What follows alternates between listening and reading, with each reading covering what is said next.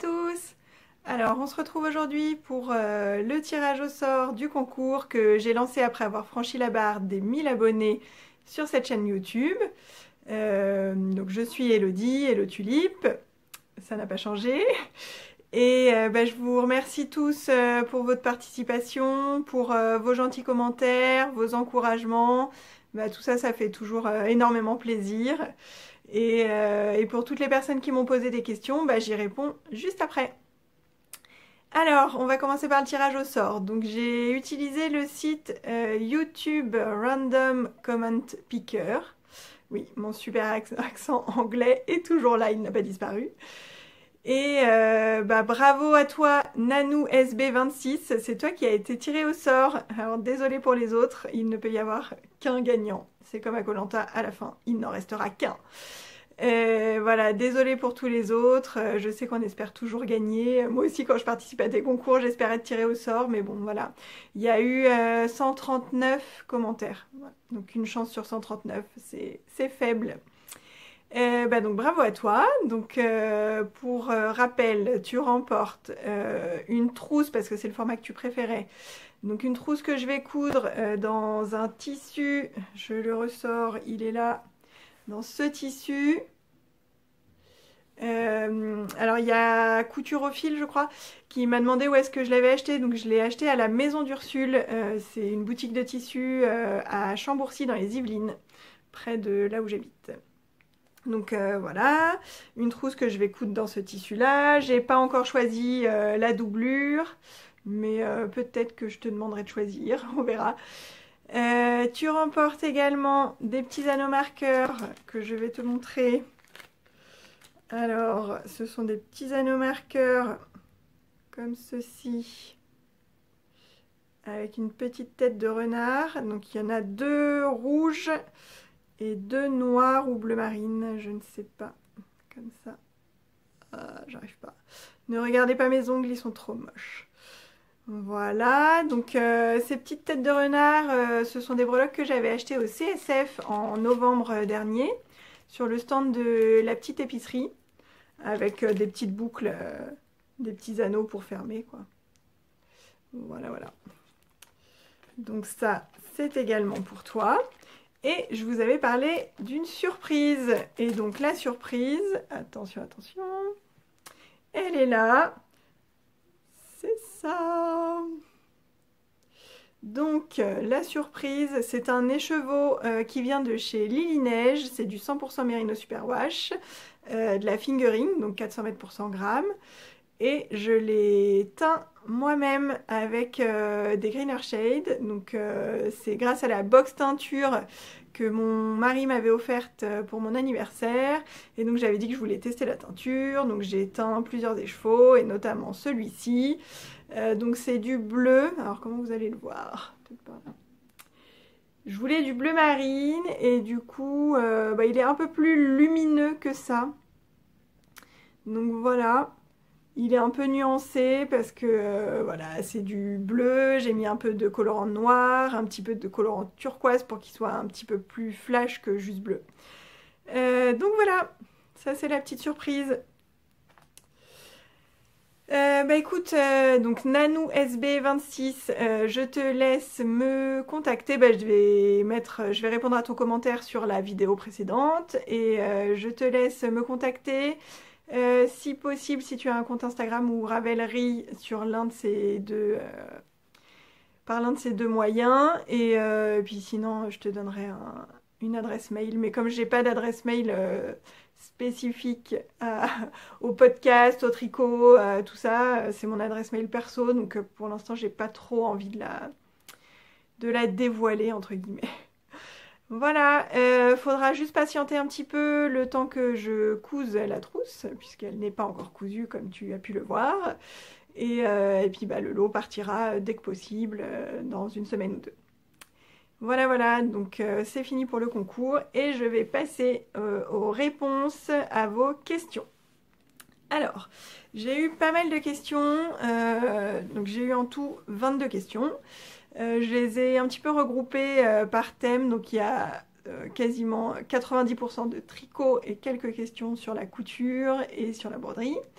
Du coup, je vais commencer par le tricot. Et donc, la première question, c'est comment t'es-tu intéressée au tricot et comment as-tu appris? Et donc, c'est Tonio NVR qui m'a posé cette question. Comment je me suis intéressée au tricot? Tout simplement, au début, je faisais de la couture. J'ai commencé par la couture. Et je suivais le blog de Elong avec Anna, qui était avant le fil à coudre d'Anna d'ailleurs. Et donc qui faisait également de la couture et petit à petit elle s'est mise au tricot et c'est en voyant ses projets tricot que je me suis dit en fait le tricot c'est hyper cool. C'est super joli, on est très très loin des modèles justement qui faisaient un peu vieillot, un peu mamie et j'ai commencé à m'intéresser à ça et en fait j'avais appris à tricoter quand j'étais petite, quand j'avais 10 ans. Parce que j'ai une petite sœur qui a 10 ans de moins que moi et je me souviens qu'avec ma mère on avait voulu lui tricoter chacune un petit gilet pour la naissance. Et donc avant, quand ma mère était enceinte, elle a fait un gilet, elle m'a montré les bases en fait, comment on montait des mailles, comment on tricotait le point endroit, le point envers. Et on avait pris un catalogue fil d'art, on avait acheté ce qu'il fallait pour lui faire chacune un petit gilet de naissance. Et moi, je n'ai jamais fini le mien. En même temps, j'avais 10 ans. Hein. Donc voilà, c'était peut-être un peu ambitieux. Ma mère a fini le sien. Et moi, non. Et donc ça, c'était les bases de mon apprentissage du tricot. Après, je ne viens pas d'une famille de tricoteuses ou de couturières ou... Ma mère, en fait, bah, du coup, elle savait tricoter parce qu'elle avait appris quand elle était petite, mais je l'ai mise à part à cette période-là. Et je pense qu'elle n'a fait que ce gilet. Je ne l'ai jamais vue tricoter. Elle n'aime pas coudre. Non, ça vient vraiment de moi et pas de ma mère ou de ma grand-mère. Ou... Voilà, ça vient vraiment de moi. Et du coup, comment j'ai appris? Donc, mis à part ces toutes petites bases que j'ai eues quand j'avais 10 ans, quand j'ai voulu m'y remettre, bah, YouTube, hein. YouTube est notre ami quand on veut commencer à apprendre quelque chose, voilà. Donc j'ai tout appris. Donc j'ai pris un catalogue fil d'art pour commencer. Je me suis rappelé de comment on faisait les petites techniques de base. Et après, à chaque fois que j'avais quelque chose que je comprenais pas, YouTube. Et puis après, je suis tombée dans Ravelry, les patrons des designeuses indépendantes, les patrons notamment de Anna, de Marie-Amélie, qui sont vraiment très très bien expliqués. Il y a l'explication de chaque point. Donc en fait, j'apprends comme ça. J'apprends sur le tas au fur et à mesure de mes projets. Tout simplement. Voilà. Ensuite, deuxième question. Que préfères-tu tricoter? Par Tricot Crochetine. Alors moi, ce que je préfère tricoter, clairement, c'est les pulls.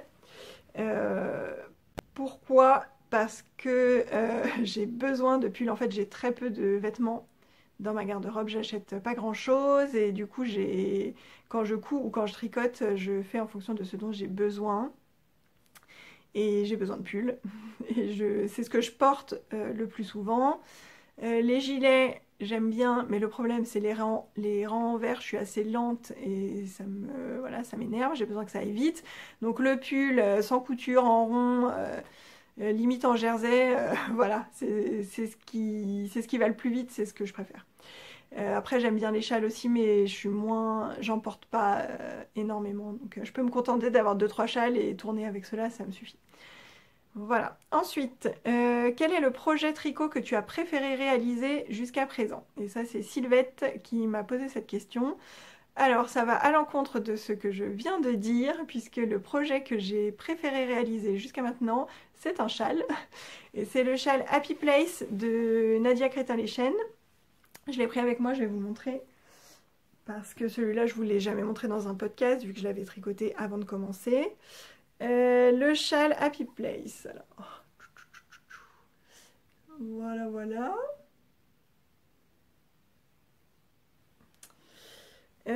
Pourquoi c'est le projet que j'ai préféré tricoter? Donc déjà, c'est un châle qu'on commence par une pointe, ici, et qu'on monte comme ça progressivement en faisant une augmentation au milieu. Et à partir d'un moment, on augmente voilà, plus d'un côté que de l'autre. Et donc ça devient... Voilà, ici, on arrête d'augmenter de ce côté-là. Et ici, on continue d'augmenter. Du coup, il devient asymétrique. Hop, jusqu'en haut. Et une fois qu'on a fini d'augmenter, on reprend tout, on fait une bordure qui reprend jusqu'ici. Voilà. En fait, ce que j'ai aimé dans ce projet, c'est que il n'y a que des petites sections courtes à chaque fois. Je sais plus combien de rangs ça fait, ça doit faire 16 rangs à chaque fois. Et donc les sections, c'est point mousse, rayures en point mousse, dentelle, et ça c'est des côtes anglaises, je crois. Non, je sais plus comment ça s'appelle. Côte perlée, je sais plus, bref. Et après on reprend, point mousse, rayures, dentelle, côte. Et en fait, c'est à chaque fois qu'on commence à se lasser d'une section, bah, on passe à l'autre. Donc on peut pas se lasser, ça monte très très vite. Donc voilà. Et ce châle, du coup, je l'ai fait dans une laine. Donc la laine à speckle, ça vient des petits points parisiens. Et la laine rose mauve, c'est de la pomme de laine de Carole. Voilà. Et vraiment, ce châle, je l'ai tricoté en été. Donc déjà, c'est pendant des vacances.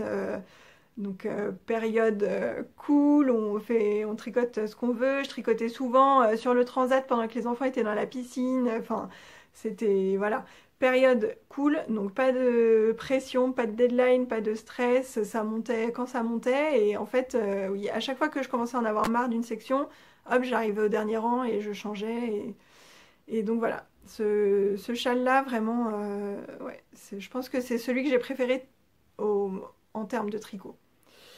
Voilà, du coup, j'ai la question d'après, je crois que c'est exactement la même. Quel est ton projet tricot préféré entre tous ceux que tu as tricotés et que tu pourrais retricoter sans jamais te lasser?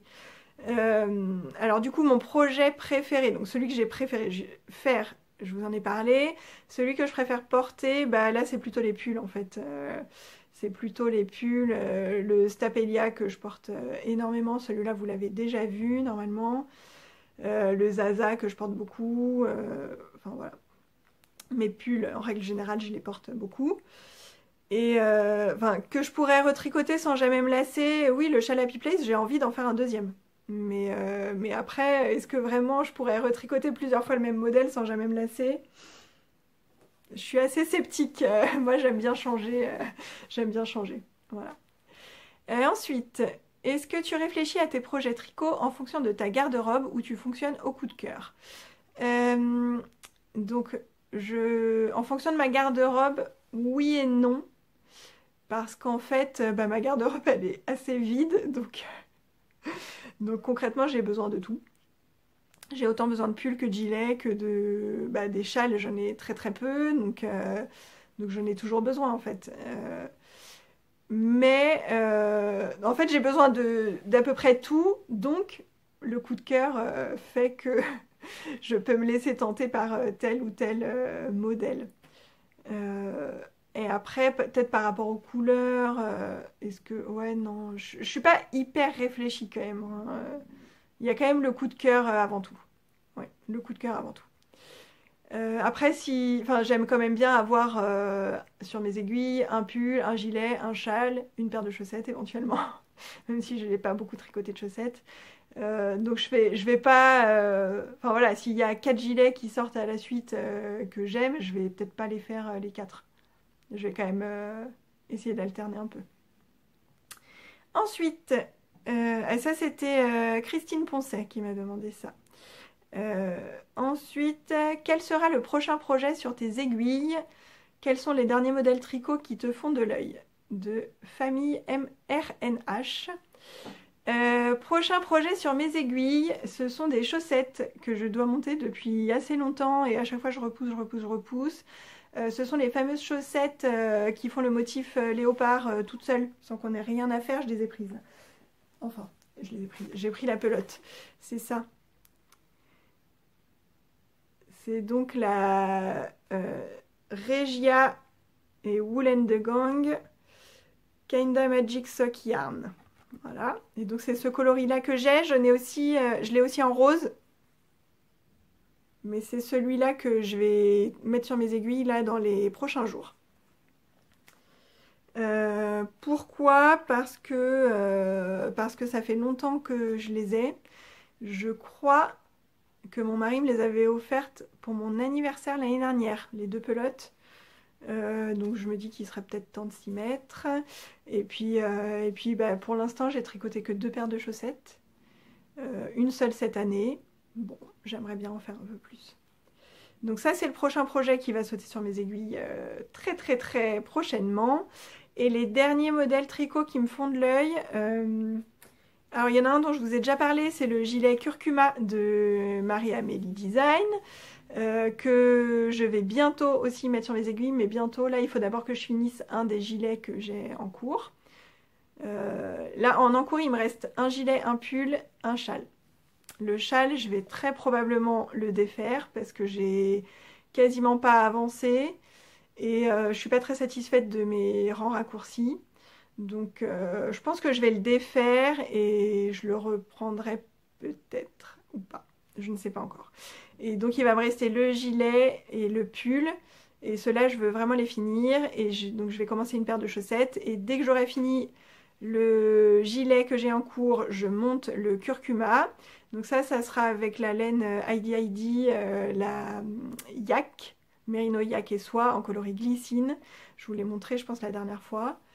Il y a aussi le gilet Bellecour, donc de Nadia Crétin-Leschen, qui me fait vraiment de l'œil aussi, j'aime beaucoup. Mais du coup, ce ne sera pas pour tout de suite. Et du coup, comme c'est pas pour tout de suite, je ne sais pas si je le ferai ou pas. Et quand j'aurai fini mon pull Pigamon que j'ai en cours, je pense que je monterai un projet qui n'est pas encore sorti, un modèle qui n'est pas encore sorti, toujours de Marie-Amélie.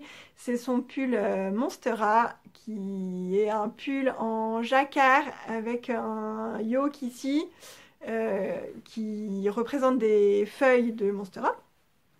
Et donc elle en a déjà montré un petit bout, il y a pas mal de testeuses qui en ont montré aussi un petit bout, et celui-là, quand il va sortir, je sais que j'aurai envie de le faire maintenant tout de suite, mais pour ça, j'ai pas la laine, et c'est voilà, la chose qui m'embête un petit peu. Et si je ne fais pas le Monstera quand il sort, ou si j'ai fini mon Pigamon avant qu'il sorte, le prochain projet, c'est soit le pull Alocasia, toujours de Marie-Amélie, soit le pull Calisson de Loli Lafay. J'ai la laine pour les deux. Ils sont tous les deux dans mes 9 projets 2019. Donc voilà, ce sera l'un de ces deux-là. Je ne sais pas encore, ça dépendra de mon humeur du moment. Voilà pour mes prochains projets. Ensuite, y a-t-il un modèle que tu rêves de tricoter mais auquel tu n'oses pas t'attaquer? Une question qui m'a été posée par Déborah. Alors enfin oui et non. En fait, je ne suis pas spécialement apeurée ou angoissée par les modèles compliqués, parce qu'elle disait donc jacquard à plusieurs couleurs, ou je sais plus, modèle ou stick, ou choses comme ça, ou un modèle à un boxy, ou modèle à 12 000 mailles. Non, alors moi je suis pas spécialement angoissée par les projets entre guillemets compliqués. Mais je suis quelqu'un de très très sobre, très très simple dans ma façon de m'habiller, et du coup je suis pas forcément attirée par ce genre de choses. Donc je vais pas les faire, pas parce que j'ai peur de me lancer dedans, mais simplement parce que ça correspond pas forcément à ce que je veux porter. Non, je dirais, enfin là comme ça je vois pas de modèle que je ne fais pas parce que j'ai peur de m'y attaquer. Non. Ensuite, vas-tu répondre à l'appel du Soldotna? Donc ça, c'est Muriel Bayad qui m'a posé cette question. Non, le Soldotna ne me fait pas envie, tout simplement parce que je ne porte pas de pull court. J'aime pas ça du tout. Mais il est très joli, mais je ne le ferai pas. Ensuite, où en es-tu avec le Sugar Bush? Donc ça, c'est une petite question d'El J. Le Sugar Bush, j'en rêve tout le temps, tous les jours j'y pense, mais je ne le ferai pas tout de suite. Je pense que ça sera plutôt mon projet de rentrée, sûrement en septembre. Voilà. Ensuite, il y a AMP74 qui m'a demandé: j'aimerais beaucoup me tricoter un châle et j'aimerais savoir par lequel commencer pour débuter ce genre d'ouvrage.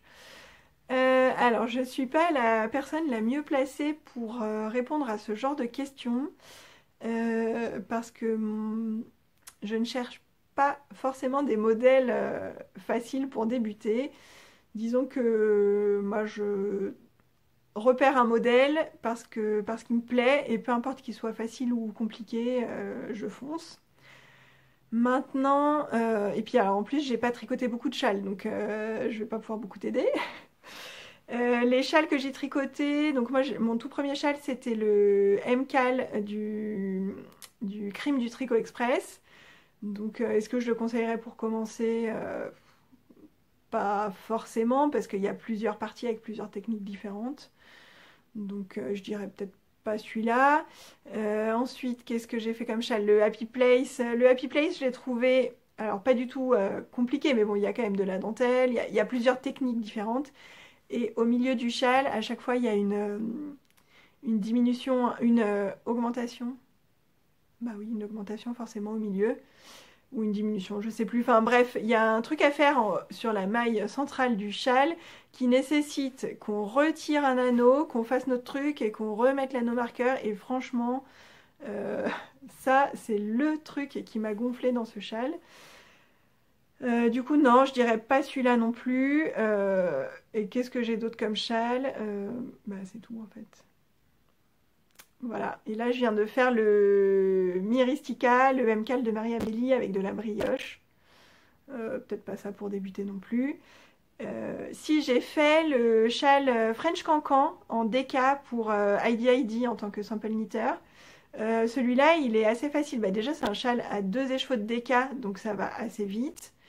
Il n'y a que du point mousse sur le corps du châle et après on fait une bordure, donc on tricote le point mousse, donc c'est un châle en demi-lune, donc on part sur un petit nombre de mailles, on augmente et on tricote comme ça, tac tac tac. Et une fois qu'on a fait tout le corps du châle en point mousse avec les augmentations là, on fait une bordure qu'on tricote comme ça, en aller-retour comme ça, en raccrochant à chaque fois au corps du châle. Celui-là je peux pas le montrer parce que je l'ai envoyé à Stéphanie, puisqu'elle le met sur ses stands quand elle fait des salons. Du coup ça oui c'est le châle French Cancan de Mademoiselle C. Celui-là il n'est pas compliqué, la bordure est un peu plus compliquée que le corps, mais rien de difficile. Et sinon je sais qu'on recommande souvent le châle de Lilophile, le Brium pour commencer. Je crois qu'il n'est pas compliqué, c'est un châle à 2 écheveaux en fingering. Et après, il faut aller voir peut-être aussi chez Nadia Crétin-Leschène, elle fait vraiment beaucoup de châles. Je pense que sur Ravelry, il y a une fonction dans la recherche qui permet de filtrer en fonction du niveau de difficulté. Donc c'est peut-être par là qu'il faut creuser. Peut-être le Cosmic Girl, je crois. Je crois qu'on le recommande aussi pour débuter dans les châles. Voilà, désolée de ne pas pouvoir beaucoup plus t'aider. Et ensuite, on va parler un peu des laines. Donc, il y a Isabelle André qui m'a demandé j'aimerais savoir comment tu choisis tes laines, par coup de cœur ou par projet. Par projet. Moi, j'ai pas de laine des chevaux solitaires que j'ai pris juste parce qu'ils me plaisaient. Justement parce que je fais assez peu de châles et beaucoup plus de pulls ou gilets. Du coup, je choisis vraiment par projet. Alors par coup de cœur aussi parce que je peux très bien prendre une quantité pull ou gilet sans avoir le modèle que je vais faire en tête. Mais bon, en gros, je vais prendre de la fingering plutôt unie, nuancée, en voilà, 3 écheveaux. Et je sais qu'avec, je ferai un pull ou un gilet, même si j'ai pas exactement le projet en tête, je sais ce que j'en ferai. Je vais pas acheter comme ça un écheveau complètement bariolé à Speckles juste parce que je le trouve beau sans savoir ce que je voudrais en faire. Ça, moi, non. C'est pas possible. Voilà. Ensuite, toujours les laines. Peux-tu nous parler de tes goûts en termes de laine? Y a-t-il des bases ou marques que tu préfères ou aimes-tu essayer différents types de laine? As-tu déjà tricoté avec des fibres végétales, coton, lin, tencel, bambou? Si oui, qu'en penses-tu? Donc ça, c'est Lucy James. Alors, mes goûts en termes de laine, Euh, Pareil, je suis très très simple, je m'aventure pas trop. Pour l'instant, je suis plutôt Mérinos, 100% Mérinos Superwash ou Mérino soie éventuellement pour les châles. À part ça, Mérino nylon pour les chaussettes. Voilà. Donc j'ai pas tricoté beaucoup de bases différentes. Au niveau des marques, enfin si après dans les bases j'ai quand même tricoté du baby alpaga, cachemire, soie, mais je l'ai pas tricoté pour moi, je l'ai tricoté en tant que sample knitter. Mais j'ai deux quantités pull dans cette base là. Et bien donc on revient à la question de tout à l'heure, est-ce qu'il y a des projets dans lesquels je me suis pas lancée parce que j'avais un peu peur? Oui, j'avais un peu peur de gâcher entre guillemets une base un peu plus luxueuse que celle que je tricote habituellement. Et du coup j'ai deux quantités pull en baby alpaga soit cachemire que je n'ai pas encore utilisé parce que voilà, un peu de mal à me lancer dans ce projet-là. Et donc on rejoint encore une autre question puisque ces deux projets-là, ces deux quantités-là, il y en a une pour le pull Alocasia et une pour le pull Calisson qui sont, je l'ai dit, l'un de mes deux prochains pulls sur mes aiguilles. Voilà. Qu'est-ce que j'ai tricoté d'autre comme base? Bah, si, du yak. Mais pareil en tant que sample knitter, et là j'ai de la déca en yak non teinte que mon frère m'a offerte à Noël et que je voudrais tricoter mais ça sera l'hiver prochain. Et j'ai de la Merino yak et soie en fingering pour le gilet curcuma que je vais bientôt mettre sur mes aiguilles aussi. Donc effectivement là je sors un peu du Merino pur et dur pour les prochains projets. Voilà, après j'ai pas une grande expérience, hein. Ça fait quand même que 2 ans que je tricote, donc je suis allée vers des choses assez simples. Au début j'ai acheté des pelotes de fil d'art, puis des pelotes en promo chez Butinette, de la Drops, enfin je suis restée dans des choses assez accessibles niveau budget, parce que c'était mes débuts et que je voulais pas mettre trop cher si jamais ça me plaisait pas ou que j'étais pas satisfaite du rendu de mes premiers projets. Et après, je suis passée plutôt à des mérinos, mais teintes à la main. Et là, c'est vrai que j'ai envie d'essayer d'autres bases maintenant. Et as-tu déjà tricoté avec des fibres végétales? Non. Sauf le coton mérinos de Drops, que j'ai pas beaucoup aimé, parce que le coton, ouais, je trouve ça un peu rigide, j'ai un peu de mal. Lin, j'ai jamais fait, bambou, jamais fait. Donc je peux pas vraiment faire de retour là-dessus. Et je dois dire que ça m'attire pas spécialement. Tout ce qui est lin, coton, pour moi c'est plutôt associé au top d'été et j'en porterai pas, donc je n'en ferai pas. Voilà. Et sinon, là, on parle plutôt en ce moment des laines plus rustiques, entre guillemets, peut-être un peu plus sèches, tout ça. Moi, je suis assez sensible. Je ne pensais pas être sensible et en fait, il se trouve que si. J'ai tricoté un Ravello en Holzgarn super soft et je le porte pas parce qu'au niveau de l'encolure, il me pique, mais vraiment énormément. Il faudrait que je trouve un t-shirt à manches longues parce que même au niveau des manches, il me gêne un petit peu. Il faudrait que je trouve un t-shirt où l'encolure monte pile au même endroit que l'encolure du pull et ça j'en ai pas. Et du coup je le porte pas du tout. Donc j'avoue que je suis un peu frileuse à tester des laines un peu moins douces que le Mérino. Peut-être le BFL j'aimerais bien tester pour un jacquard. Justement, parce que je veux pas reprendre de la super soft de la Holzgarn pour le jacquard. C'est sûr, enfin, si je porte pas, ça n'a aucun intérêt. Et du coup, il me semble que le BFL, c'est plus doux. Donc c'est peut-être une alternative entre le Mérino et les laines qui grattent un petit peu plus. Voilà. Donc à voir... Là, c'est vrai que j'aimerais bien tester un peu des bases un peu différentes dans les prochains, dans mes prochains projets. Ensuite, alors là, on va parler un peu d'organisation. Donc j'ai eu plusieurs questions qui se ressemblaient un petit peu. Donc on m'a demandé quels sont les moments tricot, les moments couture, comment les organises-tu? Est-ce raisonné ou bien uniquement motivé par le ou les projets en cours?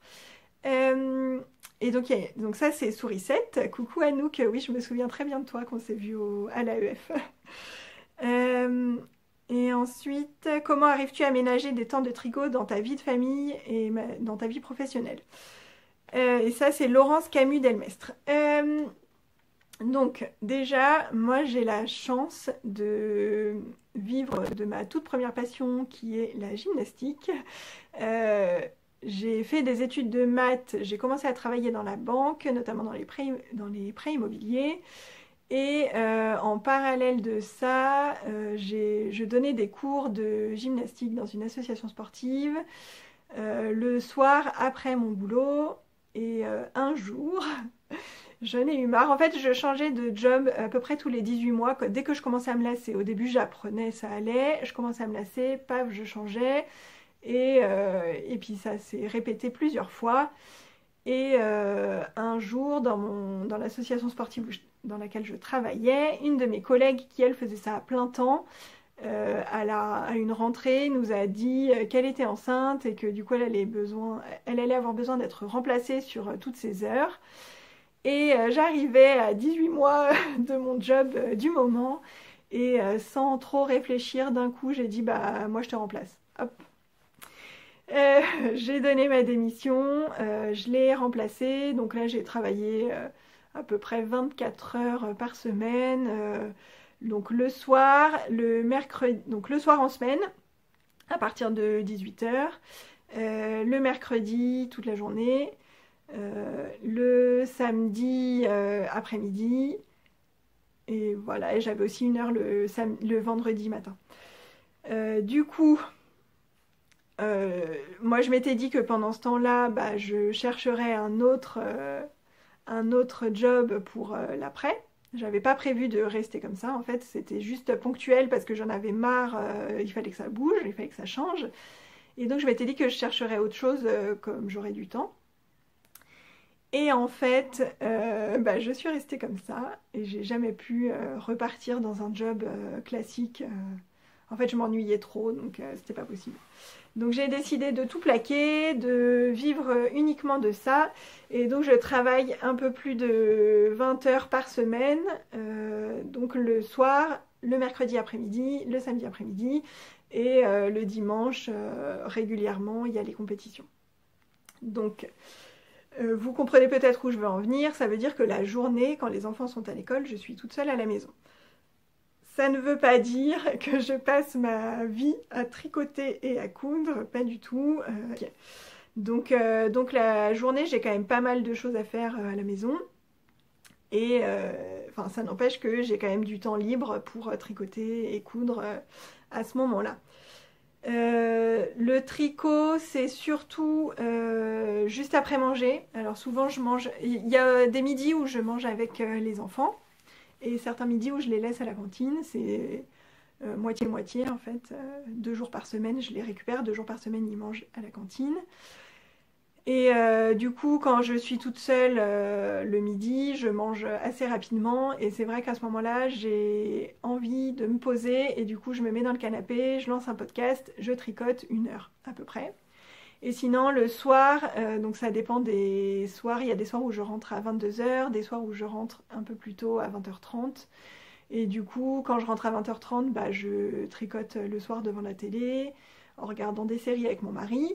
Et quand je rentre à 22 h, bah, en principe, je mange en 5 minutes et je tricote le plus que je peux avant qu'on aille se coucher. Voilà, donc ça c'est les moments tricot. Les moments couture, c'est plutôt justement... la journée en semaine, quand je suis toute seule au calme, que je n'ai pas de corvée à faire, une fois que j'ai bien tout fait ce que je devais faire dans la semaine. Donc souvent c'est en fin de semaine, le vendredi, parce que les enfants mangent à la cantine, donc ma journée me paraît plus longue. Et là j'aime bien avoir un peu plus de temps devant moi, 1 heure ou 2 pour vraiment m'y mettre. Voilà. Et est-ce que c'est raisonné ou motivé par le ou les projets en cours? Franchement, s'il y a un tricot qui me prend, mais vraiment à fond, c'est vrai que je vais avoir un petit peu tendance à laisser de côté les choses, les corvées que je n'ai pas envie de faire et me plonger à fond dedans. Donc là, je vais plus tricoter la journée. ou je vais me coucher plus tard parce que j'ai envie de finir ce que je suis en train de faire. Donc oui, évidemment que la raison ne contrôle pas tout. Parfois, on se laisse un petit peu déborder par le cœur. Voilà. Et donc, comment j'arrive à ménager du temps de tricot entre ma vie de famille et ma vie professionnelle? Bah, tout simplement parce que j'ai la chance de pouvoir être seule à la maison pas mal de temps. Voilà. Donc, c'est plus facile pour moi que pour d'autres. Je le reconnais. Après, le week-end, je suis pas là, hein, donc je suis pas à la maison du tout et j'ai moins de temps, pour ça. Mais du coup, j'ai des moments où je m'occupe vraiment de mes enfants, des moments où je suis toute seule et je prends du temps pour moi, et les moments où je suis au travail. Tout ça, c'est très, très découpé en fait. Voilà. Combien de temps tricotes-tu environ en moyenne dans une semaine? J'ai du mal à dire. Bon, je sais que je tricote au moins 1 heure par jour. Parce que le mercredi et le samedi, même si j'ai très très très peu de temps, puisque le mercredi matin j'ai mes enfants, ensuite je les dépose au centre, je mange, je pars travailler. Donc là c'est sûr que je tricote pas. Mais je tricote le soir quand je rentre du coup. Le samedi pareil, c'est une journée très très chargée. Le matin j'ai les enfants, je les dépose au sport. Je pars travailler, j'ai même pas le temps de manger. Mais je rentre le soir et je tricote le soir. Du coup je pense ouais, un peu plus d'1 heure par jour, peut-être une dizaine d'heures dans la semaine, je dirais. Voilà, ça c'était pour mon organisation. Ensuite, des questions un peu plus techniques. Alors, quelle est ta façon de raccorder les pelotes afin que cela soit joli et sans trop de nœuds? Donc ça c'est Pascal Jantet. Et comment t'arranges-tu pour le raccord de pelote, car c'est un souci pour moi que ce soit plus ou moins invisible? Gwenaël et Ligon. Donc pour raccorder les pelotes, alors si c'est un gilet, je change de pelote en début de rang, donc quand j'arrive vers la fin de ma pelote ou de mon écheveau, je vérifie que je vais avoir assez pour mon rang. Donc en principe on dit qu'il faut 3 fois la longueur du rang en longueur de fil, on fait tac tac tac. Si on a 3 fois la longueur du rang, normalement on doit pouvoir finir son rang. Donc quand j'arrive vers la fin, je vérifie que j'ai assez de fil pour faire un rang, et sinon j'entame une nouvelle pelote ici. Et dans les gilets, bah, comme après souvent on relève des mailles pour faire une patte de boutonnage, du coup en rentrant les fils ça se voit pas. Pour les pulls, j'essaye pareil de changer de pelote quand j'arrive sur le côté là sous le bras, et après en rentrant les fils je cache comme je peux. Pour les châles, bah, en début ou en fin de rang, pareil. Et par contre, je fais pas de nœud, il y a la technique du nœud magique dont Bobine et Pelote et Triple L de Mag ont parlé. Elles ont fait des tutos sur leur chaîne YouTube, vous pouvez aller voir. Moi, je fais pas de nœud du tout. Je laisse mon fil pendre. Je recommence une nouvelle pelote et le fil du début, je le laisse pendre aussi. Et après, c'est quand je rentre les fils que j'essaye de rentrer correctement pour pas avoir de trous en fait. Mais je fais pas de nœud. Voilà. Ensuite, comment tu gères les rayures pour qu'il y ait un minimum de démarcation? Les rayures, donc moi la technique que j'utilise, c'est donc je fais mon rang. Si je crois que oui, j'ai pris un pull comme ça, ma marinière que je portais la dernière fois. Bah alors sur celle-là, je crois que j'ai pas fait vraiment la technique pour éviter les démarcations. Du coup, ça va pas forcément être très beau. Donc là, on voit qu'il y a une démarcation. Mais du coup, est-ce que sur l'autre manche aussi? Je sais plus, en fait, parfois j'oublie de le faire. Et parfois je le fais. Là, c'est peut-être un peu plus aligné. Bon, quoique, pas tellement. Pas tellement. Bref, ce que j'utilise comme méthode, donc en fait, on fait un rang de sa couleur principale. On finit son rang. Là, on doit changer de couleur. Donc là, je prends ma nouvelle pelote, je laisse un bout de fil pendouillé, je fais ma première maille, je fais mon deuxième rang. Et quand j'arrive à la fin de ce rang-là, donc je vais jusqu'à la dernière maille. Et quand je dois retricoter la première maille, en fait, on reprend la maille de sa couleur principale, donc la maille du rang d'en dessous. on la relève sur l'aiguille avec la première maille de la deuxième couleur, de la couleur de la rayure. Et on tricote ces deux mailles-là ensemble. Donc ensuite on continue, tac, tac, tac, tac, tac, tac, et à chaque fois qu'on change de couleur, on refait la même chose. Donc quand on intègre une nouvelle couleur, on ne fait rien, on fait un rang, et c'est quand on fait le deuxième rang de sa nouvelle couleur qu'on relève la maille d'en dessous pour la tricoter, pour tricoter les deux mailles ensemble. Je sais pas si c'est très clair. Ça, je l'ai trouvé ça sur YouTube. Hein, comme je vous dis, YouTube est mon ami. À chaque fois que je dois faire une nouvelle technique, YouTube. Voilà. Ensuite, voilà. Donc ça, c'est fini pour les questions tricot. Et du coup, on passe à une question sur la couture. Et ça, c'est Margeva, coucou MJ, qui m'a demandé comment et quand as-tu appris à coudre? Alors, la couture, c'est un petit peu particulier. J'ai eu une machine à coudre à 17 ans, oui, à 17 ans, pour mon bac. Ma mère m'a offert une machine à coudre sur ma demande quand j'ai eu mon bac. Pourquoi? C'est une grande question parce qu'en fait, je m'en suis jamais servie. En fait, quand j'étais ado, je faisais beaucoup de bracelets brésiliens. Et du coup, j'allais acheter des fils en mercerie. Et j'allais souvent le samedi avec ma mère faire les courses alimentaires. Et là, dans le petit supermarché où on allait, il y avait une galerie marchande, pas très grande, mais dans cette galerie marchande, il y avait une mercerie. Et donc, j'allais acheter mes fils pour les bracelets brésiliens ici. Et là, donc ma mère achetait aussi deux, trois choses. Pourtant, elle faisait pas... mais je sais pas pourquoi on achetait des canevas, des trucs comme ça. Enfin bref. Et on passait souvent ici et la mercière est devenue limite une amie, tellement on y passait tous les samedis, on y papotait tout le temps, regarder ce qu'elle avait de nouveau, acheter deux, trois trucs. Et elle avait des machines à coudre. Et à cette époque-là, je ne sais pas pourquoi, je m'étais mise en tête que... je pense qu'il y avait toujours un truc avec le fait que les vêtements que j'achetais dans le commerce, ça ne me convenait pas. Et j'avais envie de me coudre mes vêtements, mais plus dans le sens transformer des vêtements que j'achetais. Et donc j'ai demandé à ma mère qu'elle m'achète une machine à coudre quand j'ai eu mon bac. Et j'ai voulu faire deux, trois bidouillages sur des vêtements que j'avais. Et en fait, ça n'a jamais marché. Mais déjà, j'avais pas de patron. J'avais même pas de morceaux de tissu. Je prenais des vêtements du commerce. À cette époque-là, on achetait beaucoup de trucs en lycra, enfin, des matières vraiment avec lesquelles il faut pas débuter en couture, quoi. Du coup, ça n'a jamais rien donné. Et donc, la machine est restée dans le placard pendant très longtemps.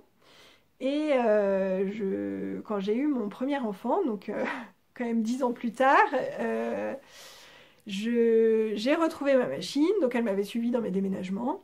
Je l'ai ressortie et je ne sais pas pourquoi, j'ai eu l'idée d'utiliser mes chutes de... Ah oui, parce qu'en fait j'avais beaucoup de vêtements qui ne m'allaient plus, parce que forcément, qui dit grossesse dit beaucoup de fluctuations de poids, donc de taille de vêtements.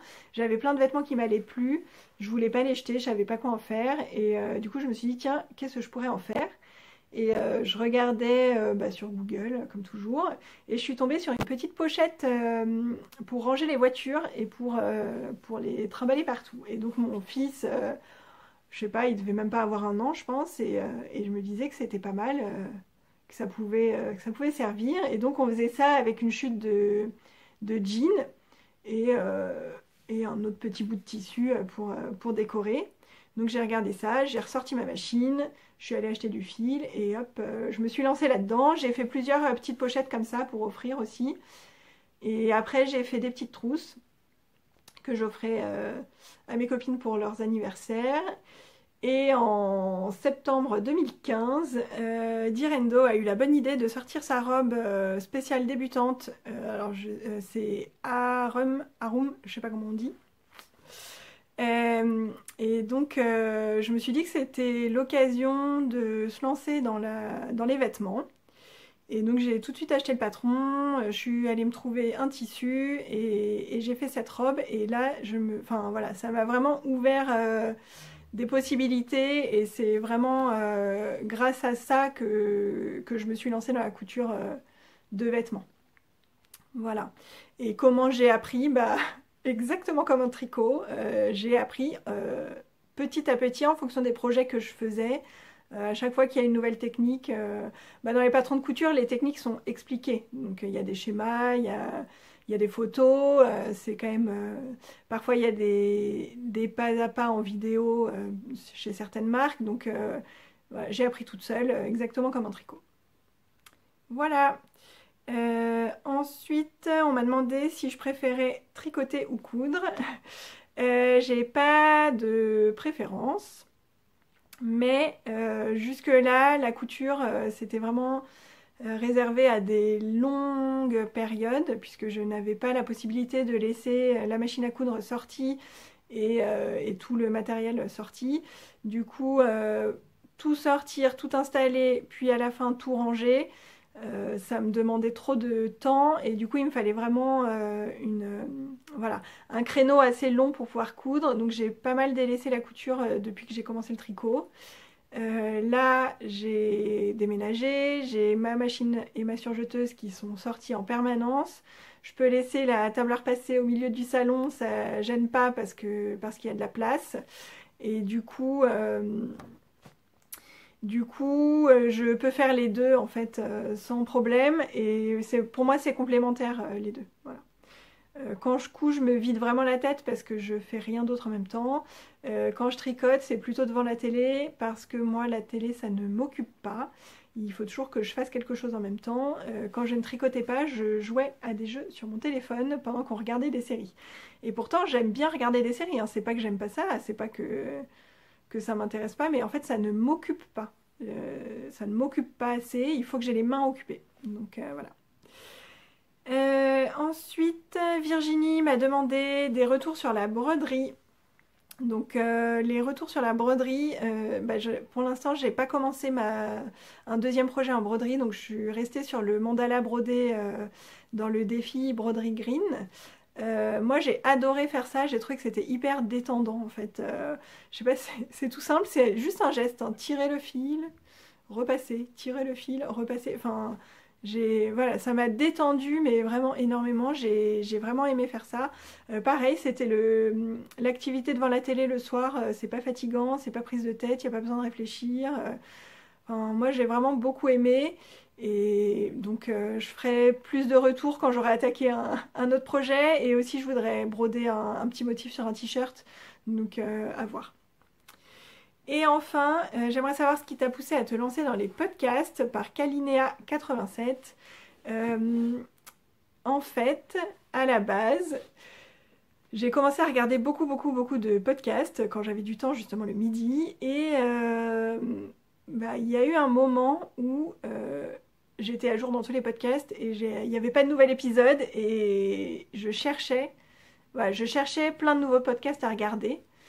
Et en fait, j'ai tellement eu l'impression de consommer, de prendre ce que les autres voulaient bien me donner, que j'ai eu limite un peu honte en fait. Et je me suis dit, mais moi je suis là tranquillement sur mon canapé, chez moi, à l'abri de tous les regards. Je prends, et je donne rien du tout. Et en fait, toutes ces personnes qui donnent de leur temps à enregistrer, à parler de ce qu'elles font, à donner de l'inspiration, tout ça, et je me suis dit, en fait, enfin, je suis vraiment une consommatrice, quoi. Et ce côté-là m'a un peu dérangée, mais j'étais pas prête à m'afficher aux yeux de tous. En fait, je suis quelqu'un d'assez réservé, assez timide. J'ai beaucoup de mal. Enfin, je me voyais pas du tout mettre en ligne des vidéos de moi sur YouTube, hein, je trouvais. Enfin, je me suis dit, mais jamais de la vie je ferais ça. Et je sais pas, j'ai continué à regarder plein de podcasts et petit à petit, je ne sais pas pourquoi, un jour j'étais en train de regarder un podcast de je ne sais plus qui, sûrement La Boutiqueuse, qui a du coup toujours la même introduction. Et je m'étais dit, ah mais si moi je devais tourner un podcast, qu'est-ce que je dirais, comment je me présenterais? Et donc j'ai commencé à y réfléchir dans ma tête et à un moment, je sais pas, j'ai pris mon téléphone et je me suis dit, ah bah tiens, je vais regarder ce que ça donne et comment je passe à la caméra, entre guillemets, quoi. Donc pour voir. Et en fait, j'ai commencé à faire ça, j'ai regardé, je me suis dit, ah bah ça va en fait. Et et j'ai tourné le premier épisode comme ça dans la foulée. Voilà. Donc rien de préparé, rien de programmé. Voilà, et sinon j'ai pas de projet lié à ça, hein. C'est vraiment juste pour le plaisir. En fait, quand j'ai enregistré ce fameux premier épisode comme ça sur un coup de tête, une fois que j'ai eu fini de parler, mais je me sentais trop bien. C'est comme si j'avais été chez un psy, que j'avais déballé tout ce que j'avais à dire, et pourtant il n'y avait rien de personnel, hein, c'était juste du tricot. Mais je sais pas, ça fait un bien fou de parler comme ça. Quand on est toute seule chez soi, ça fait du bien. Et voilà, c'est vraiment pour mon plaisir à moi. Et j'attends rien du tout de ça en fait. Après, bien sûr, quand on... Enfin, les commentaires que j'ai, les échanges autour de ça, enfin, c'est super, hein, c'est génial, ça fait trop plaisir et tout. Mais en tout cas, je n'attends rien. Donc je le fais vraiment juste pour moi. Et puis si un jour j'ai plus envie, bah, j'arrêterai. Et, enfin, voilà. Donc bah, j'espère avoir répondu correctement à vos questions. Enfin, en tout cas, que les réponses que j'ai apportées vous conviennent. Je vais vous quitter pour le moment parce que j'ai pas mal d'autres choses à faire. Je vous dis à très bientôt pour un prochain épisode classique parce que j'ai aussi des choses à vous montrer. Et voilà, je vous fais plein de gros bisous et à très bientôt. Au revoir tout le monde.